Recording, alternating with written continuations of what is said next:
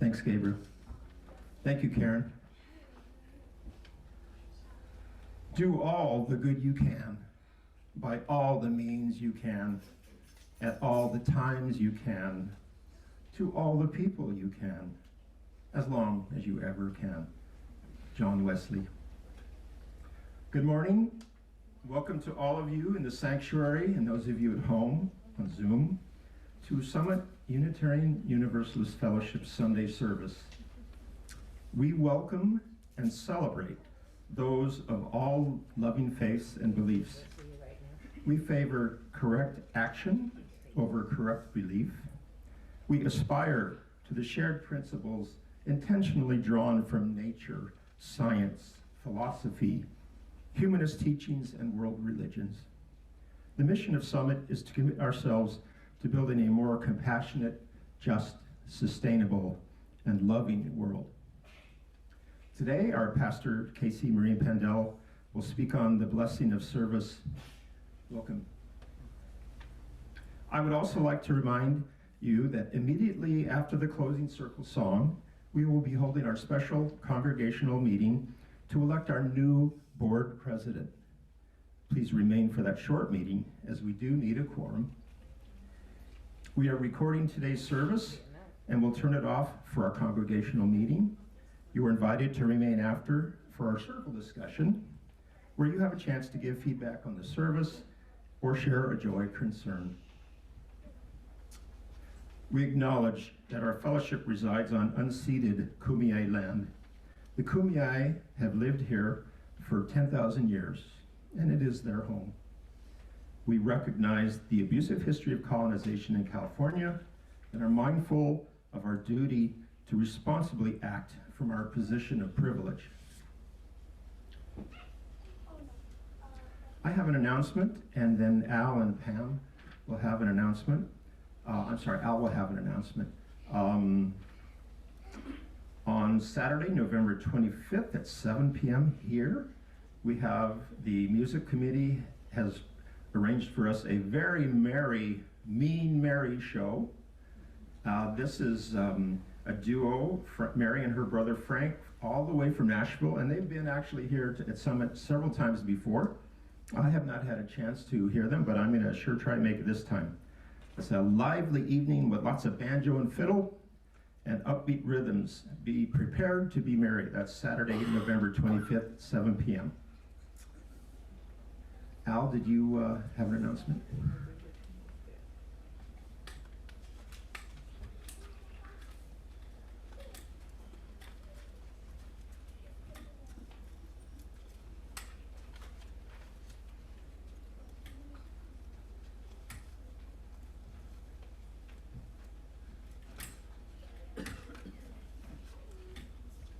Good morning. Good morning. Yes, on behalf of the Social Justice and Action Committee, I want to let you know that this year, of course, we're selling pies through Mama's Kitchen. These pies are four different flavors, and Mama's Kitchen, of course, has been around for 40 years with started off with cancer and AIDS patients, and has expanded into others with chronic medical needs. So the link is on the e-news and also in the CNET Summit. So,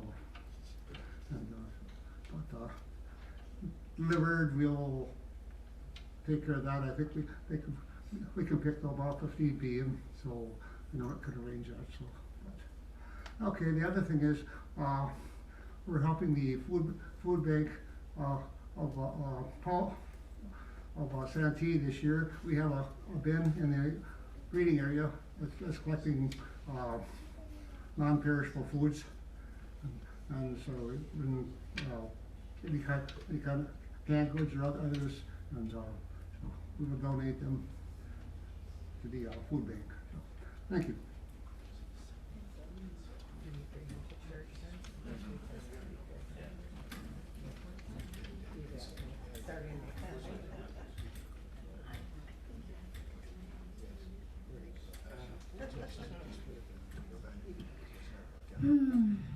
I love this place of justice, interdependence, service, generosity.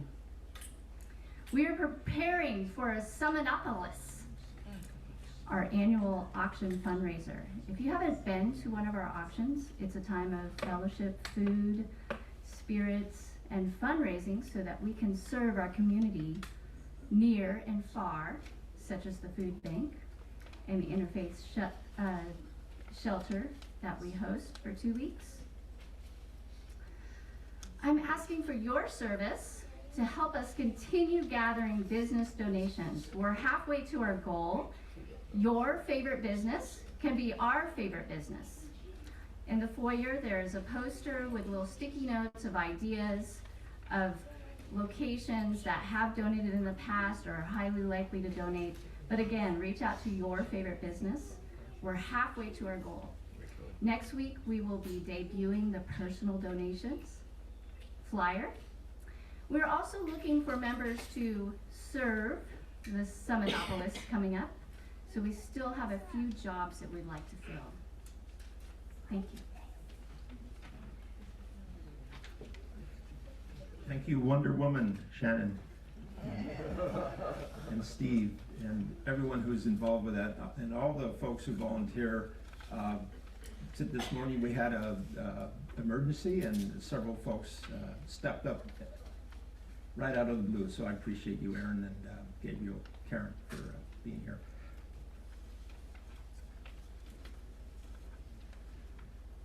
The Work of the Congregation by Crystal Hogan. We light this chalice to honor our work, to celebrate our community, and to bring hope and determination to our own mission in the wider world. Now, please rise as you're able and willing to sing our hymn and aspiration.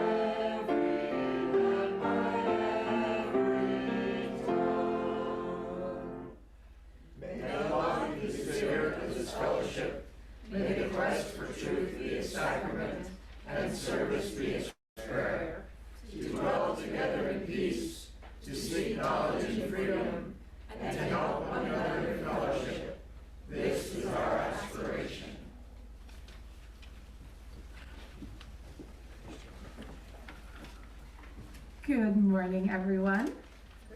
Good morning. My name is Casey Marie Pandell. I am the minister here at Summit, and as of Wednesday, officially a San Diegan. It is so wonderful to be here in worship with you today. Whether it is your first visit or your 5,000th visit, you are whole, you are holy, you are loved, and you are so welcome here. Our reading this morning is We Labor in Love by Amanda Udis Kessler.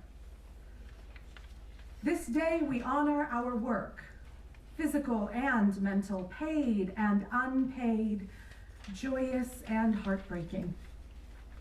We give thanks for work's gifts, suffer its difficulties, and strive to make labor just and joyous for all.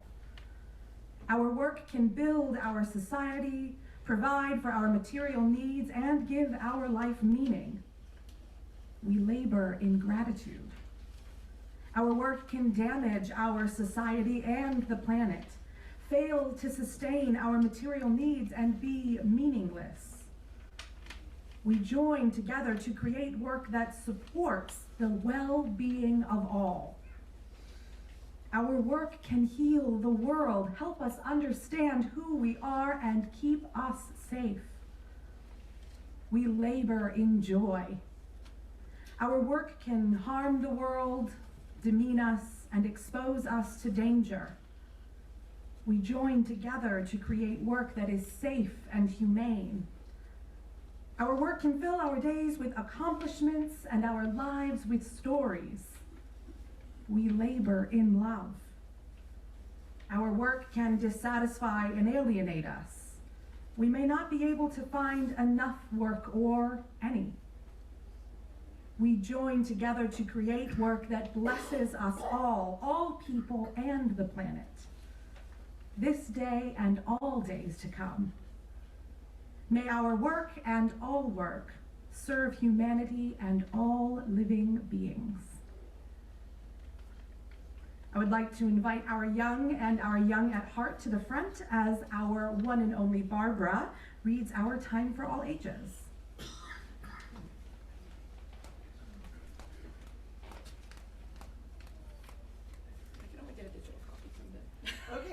Okay, wait, I'm not digital, so I need you to stand right next to me. And, kids, do you guys want to come up and join? So I like to read upside down, so let's see if I can. Let's see if I can actually see this. When I do this.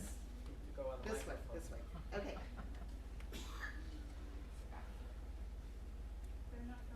Okay, all right, well actually that's good because this is incredibly tiny and I will turn it around after I'm done seeing it, but I don't think you'll get to see much. The bear family enjoyed the good things in life as much as anyone else. They enjoyed good food and good times. Oh, this is what it says. They enjoyed a snug tree house and a comfortable chair. That's kind of what you guys have over there, except it's kind of purple. And a comfortable chair before a crackling fire. They enjoyed books and music, toys and games, quilts and cuckoo clocks. But sometimes it seemed, especially to Mama, that perhaps the bears were enjoying too much of a good thing. It was also clear to Mama, as she managed the treehouse, that they had a problem. Uh-oh, this is mine too, personally, just saying. A problem that came under the heading of too much stuff. This isn't in the book, but how many of you have a too much stuff issue? Do you have a too much stuff issue? Okay. Rude.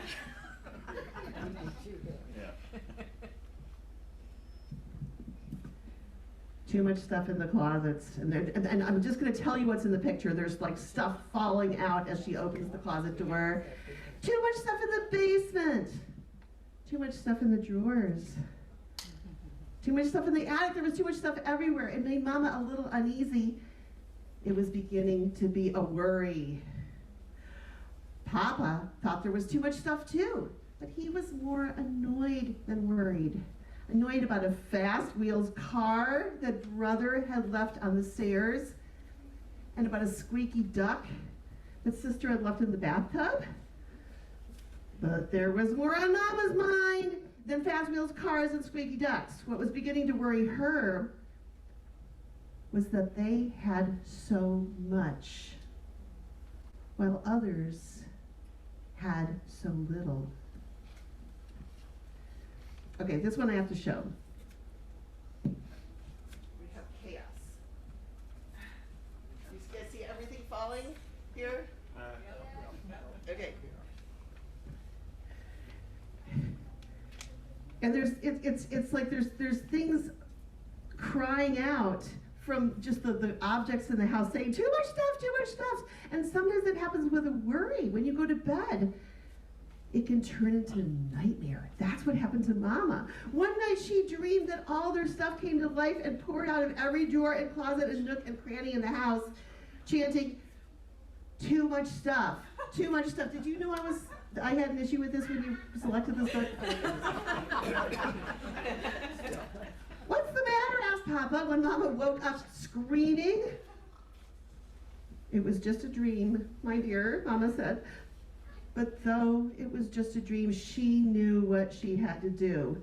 The next morning at breakfast, she made an announcement. This family, she said firmly, has altogether too much stuff. It's time to get rid of some of it. Stuff, said Brother? What kind of stuff? Stuff like dolls with no heads, Mama said, broken airplane models, old puzzles, games that nobody plays, and fast wheels cars on the stairs and squeaky ducks in the bathtub, chimed in Papa. Now wait a minute, protested Sister. That's all our stuff. What about some of your stuff? My stuff, said Papa. Like what? Like your 17 fishing rods, said Brother. And zillions of old fishing magazines you have stacked up in the attic, added Sister. But those are all valuable collectibles, said Papa. Mama groaned. Look who's groaning, said Papa. What about those shelves and shelves of old cookbooks you never look at, and those bits of yarn and cloth you're never going to use? Right, agreed Mama. I guess we have a lot of things we don't really need. That's just my point. What should we do with it all? The Bear family thought for a moment. Ooh, I see where we're going with this. Hey, said Brother, let's have a yard sale and make a fortune. Yeah, great idea, agreed Sister and Papa. But that was not what Mama had in mind. She had been thinking more and more about those folks who had so little, especially with Christmas coming on. But what could the Bear family do? Mama already had a plan in mind. First, she had Papa and the Cubs go through all their stuff and make 3 piles. In one pile were things like old board games and puzzles. In another, all their forgotten but still good toys and sporting goods. And in another, clothes and furniture, extra cookbooks, and unused fishing rods. When the Bears piled everything into the car, there was barely enough room for them. Where are we going? Asked Sister. First stop, said Mama, is the old Bears' home. The old Bears' home was where older bears went to live when they needed help taking care of themselves. Nurses and doctors looked after them and made sure they were in good health. But sometimes the older bears got a little lonely and bored. They liked visitors and things to do.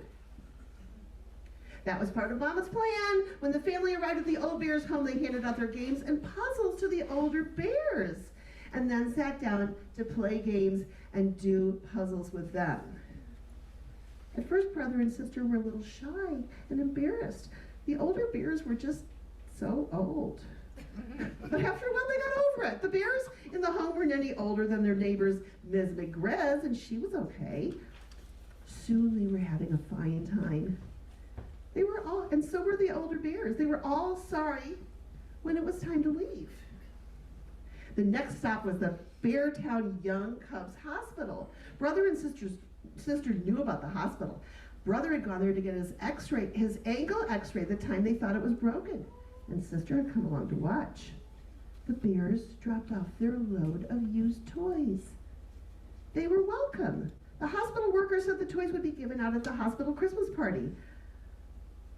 On the way out, they saw a young bear in a wheelchair with his leg in a big cast. They were glad they had brought the toys. He looked as if he could use some cheering up. The last stop was the Beartown's Bears Who Care store. Oh, look at this.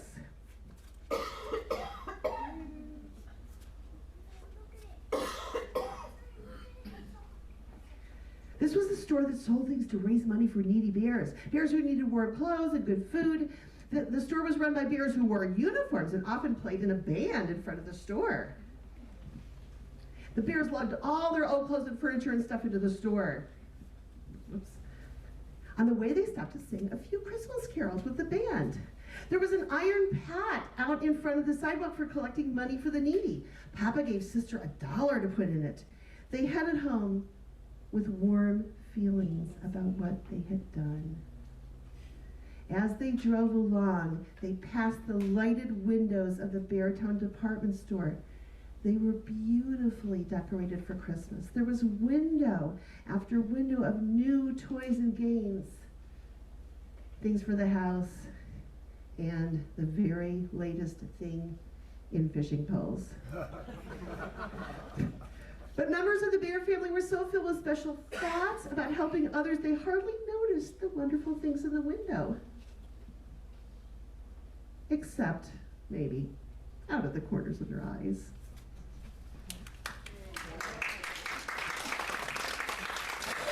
Thank you for reading today, Barbara. And now we're going to sing our young ones out to their classes.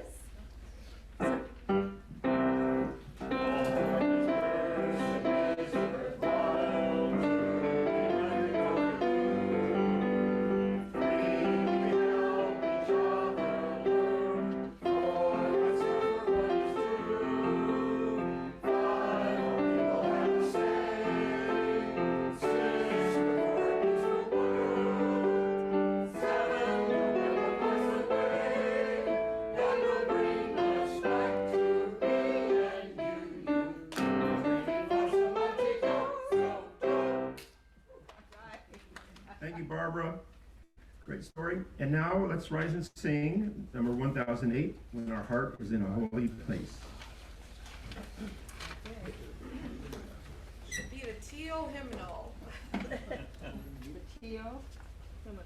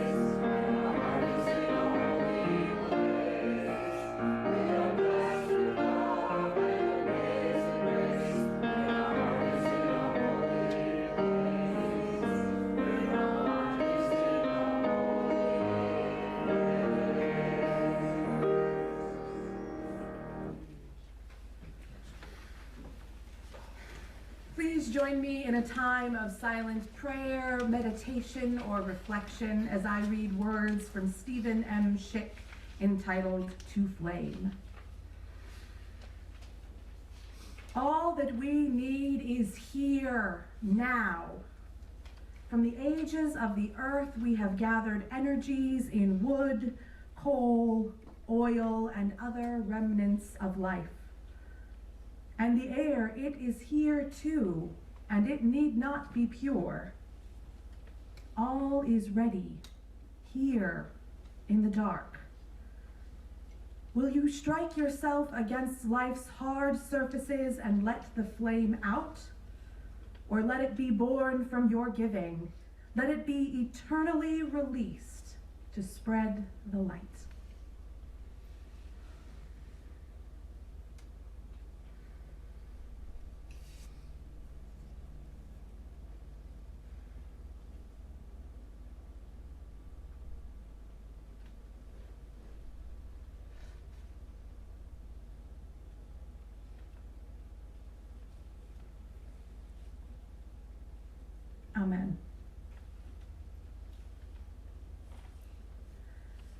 When I was studying for my undergrad, I struggled a lot to find interest in anything apart from my theater classes. The writing courses were great, sure. My Spanish remains pretty dismal, and math, let's not talk about math. When it came time to sign up for electives every year, there were so many classes and so few I cared about. And a lot of times I took stuff just because I needed to. One of the more memorable ones, so memorable in fact that I have forgotten to list it as ministerial training on more than one occasion, was a leadership course with Dr. Resurrection, a really passionate guy, an engaging speaker with the deepest empathy. A Vietnam War veteran who recalled with pride and tears in his eyes the memory of being held captive alongside John McCain. I don't think it was a coincidence that his favored method of leadership had nothing to do whatsoever with leading from the front lines. Indeed, he heralded the idea of leadership as servitude. And he was very clear that when he said servitude, he didn't mean at the expense of one's sense of self, but as a practice of being in service to others.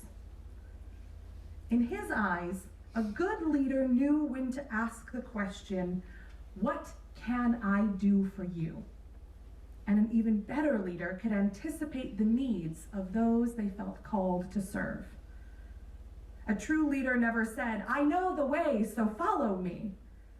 But they were able to see a vision for those that they served and still possess the humility to ask, where can I better serve you?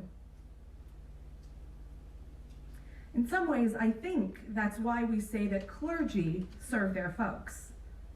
Our job is to lead, yes, but faith leader feels like a pretty uncomfortable term. I much prefer faith co-conspirator. We're in this work as a liberative faith community together. And my part of the bargain isn't to tell you what to think or what to believe, but it is to support you on your journeys as you question, wonder, and reflect. Part of my role is to help make space for your sacred curiosity and to lift you up on the days which you are unsure of yourself and your faith just as much as the days that you know them both inside and out.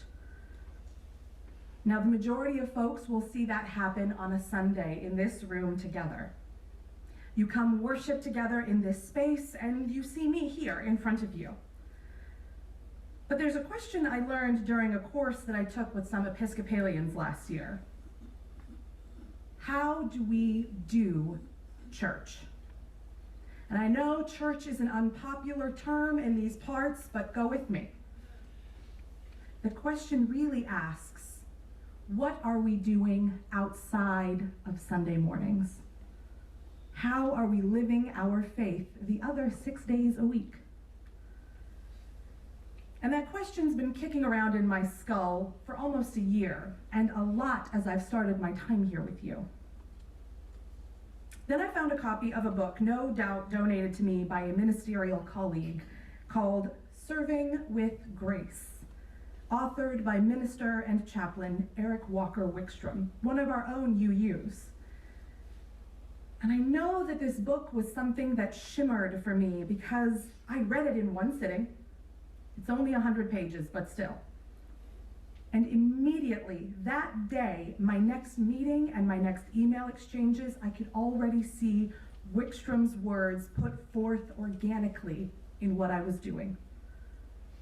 But what good is a book for a minister, right? The subtitle for that book is Lay Leadership as a Spiritual Practice. See, it's not a book for me. It's a book for you. All of you. Because I truly believe that each and every single one of you has the capacity to use service as a spiritual practice. Not just our lay leaders, not just our committee chairs and facilitators, but every single one of you. in conversations and dealing together in the salon. This practice felt so deeply relevant to where I am in this community with you and the vision that I have heard from each of you as we've had conversations. I've actually assigned our board to read the book, and it will become an annual practice for every new board member. Because when we look at the business as a faith community as more than just business, it alters our perception of what can shift and grow our spirituality. Wickstrom shares that we should look to our everyday activities within the congregation with an eye towards the divine. The meeting agenda isn't just a checklist of things to get through. It's an opportunity to engage our beliefs in ways that alter the fabric of the business that we do together.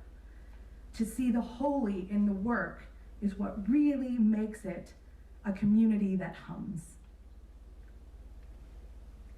There's a saying I've heard people in other UU circles use. It's sort of the 3 T's of our faith: time, talent, treasure. And every single participant in this community, in this room today, on Zoom with us, has at least one of those things to share.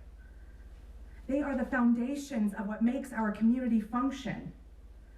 We are entirely self-sustaining congregations, we Unitarian Universalists, so it takes the commitment of each of us in at least one of these places to make the work work.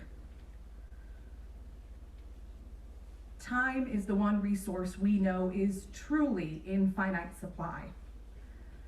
In a time where we may find ourselves immobilized with the grief and sorrow of continued devastation in Gaza, Ukraine, and the countless other places in this world that we don't consider or hear about in Western media, I'm reminded of a quote from J.R.R. Tolkien's The Fellowship of the Ring. "I wish it need not happened in my time," said Frodo. "So do I," said Gandalf. "And so do all who live to see such times. All we have to decide is what to do with the time that is given to us." And as I continue to hear the joys and worries, the sorrows and concerns of this community, I wonder where we can use the giving of our time to do something good in the world. One example close to the souls of some of the folks in this room today: in March, we will be hosting for 2 weeks the Interfaith Unhoused Shelter. And we'll be doing this to serve our unhoused siblings of the community. This is a definite place where a donation of some hours of our lives can do some honest to God goodness in the world, at least in the world of those we will meet those days. Time is also one of the things that we can give and feel genuinely good of heart to give, particularly if financial giving is not a possibility. We know our hours in life are long, but also so short. And when we give of ourselves in such a way, it returns the opportunity to see the world through the eyes of those we have given attention to. French philosopher Simone Weil once said, "Attention is the rarest and purest form of generosity." When we choose to give and receive the gift of time, what we're actually doing is sharing a part of our heart, gifting each other a piece of our souls. Talent is yet another way to give, one that highlights the things about us that are pretty uniquely ours, the gifts that we individually may bring that help us fit together like the pieces of a puzzle.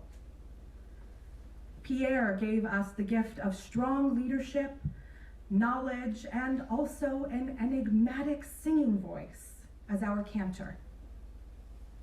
Perhaps your gift is organization. Maybe it's relationship building. Perhaps it is a sound financial eye. Whatever they are, these talents are just as precious as any financial giving. Admin, Director of Faith Exploration, Property Steward, and Minister alone cannot possibly accomplish the goals of this fellowship, nor can we bring to life the vision we seek to co-create with all of you.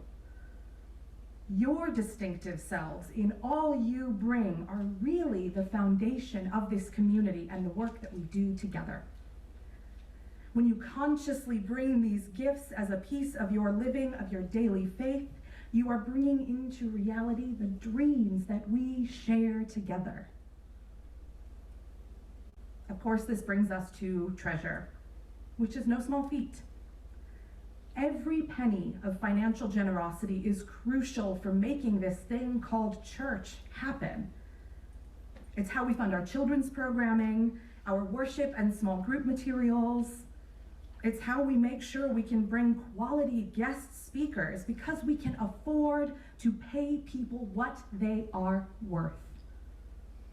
As Unitarian Universalists, our financial generosity can be a symbol of our justice work, not simply paying the minimum, but seeking to be the model of what our treasure can and should be doing in the world. $1, $1 million, it all matters.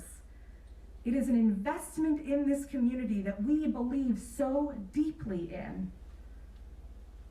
So thank you, all of you, for every ounce of those 3 T's that you bring to this community. Each one of these T's requires a sacrifice, of course, and I do not approach that without understanding that asking you all to give more of yourselves after a year of running the show on your own without a minister, having to learn everything that you have learned on the fly and to do so with heart and gusto, I know asking for more is asking a mountainous effort. This community has lost beloved leaders. It is still trying to catch its breath after a marathon of community during a deadly pandemic, full of pain and uncertainty. And I am here, brand new to you, asking you more. It's a gutsy ask, I know. But it's one that I ask because I know in my heart that we are a generous, kind, loving community here at Summit. I know your yes is not just in agreement because you've been asked to. It is a return to our covenant, a recommitment to this place we care for together. When asking for your yes, when there is widespread burnout, I am not asking for perfection. I am asking you to bring your heart. And I'm asking you for enthusiastic choosing of this place that has meant so much to so many of you. I'm asking you to stretch your souls in ways perhaps you have not considered before. I also recognize that when I or Mary or the board or the nominating committee, I know when we ask you to give more of yourself, we are risking a no. And a no is just as meaningful as a yes. Wickstrom discusses in a chapter titled, "No is as sacred as yes," and it's critical. Sometimes an ask is not the correct one. The timing may be wrong, or the talent may not be the one you possess. And that's okay. A no is sacred because it helps us navigate to the right yes. I cannot ask you to practice service as a mode of spiritual exploration if you're doing something you absolutely resent having to do. I never want you to say yes just because you have been asked.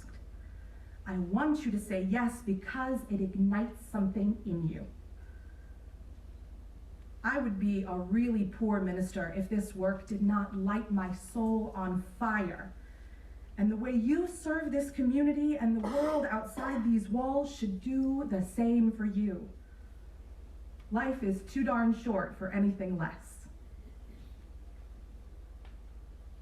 There are multitudes of ways to engage service as spiritual practice, as a way to reflect and reframe doing for others and ourselves in ways that might become meaningful and fill our cups that so often feel desperately dry.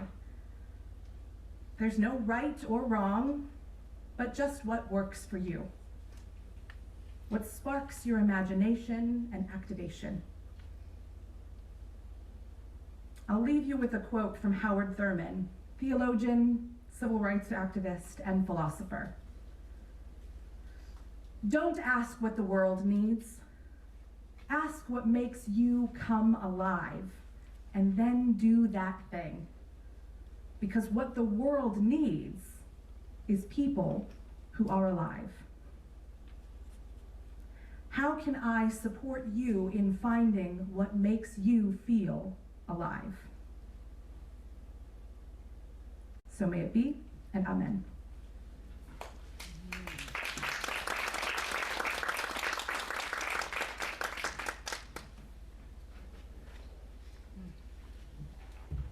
Thank you, favorite faith co-conspirator.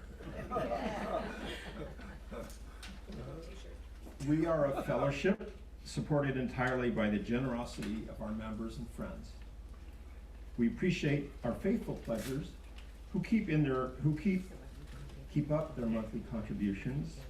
If you would like to support Summit today, your treasure, our ushers will come around to collect your donations. At home on Zoom, you may contribute to our virtual plate. The link is in the chat. Karen? I'm going to play today this little light of mine arranged by Mark Hayes, and you're free to sing or dance or do whatever you like along with me. Can we sing along with you? Sure, yeah. You can, some of it's improvisatory, so just do what you want, yeah.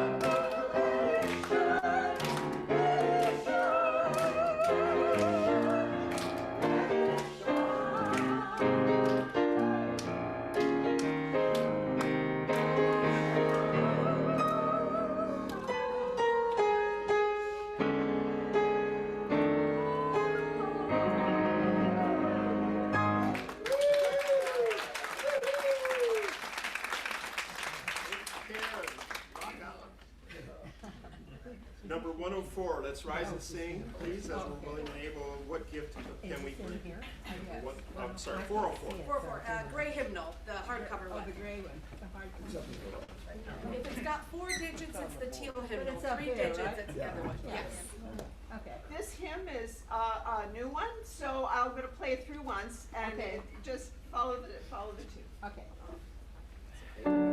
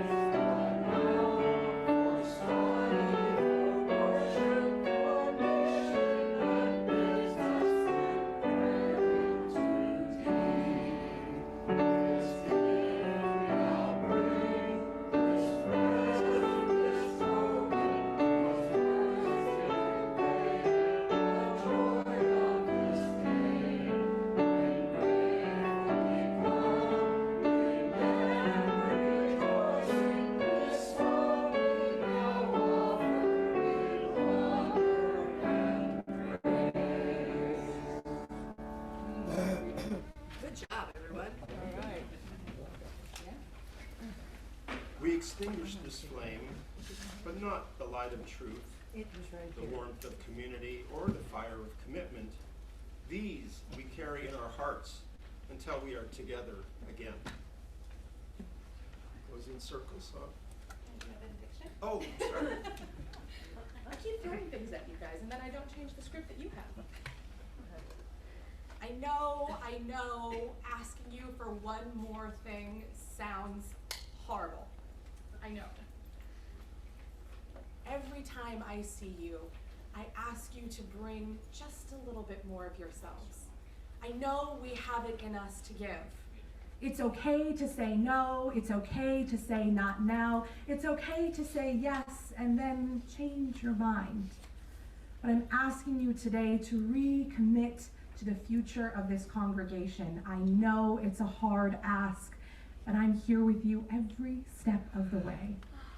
And we're all here to support each other every step of the way. So, amen, shalom, salam, namaste, blessed be, ashe, go now in peace. May the light within you be a blessing to the world. Thank you, Casey. We're going to sing our circle song, and immediately after, we're going to stay and have a very short congregational meeting to elect our new board president. That will be immediately following the circle song, following which we'll take a short break and then come back for our circle discussion. Thank you.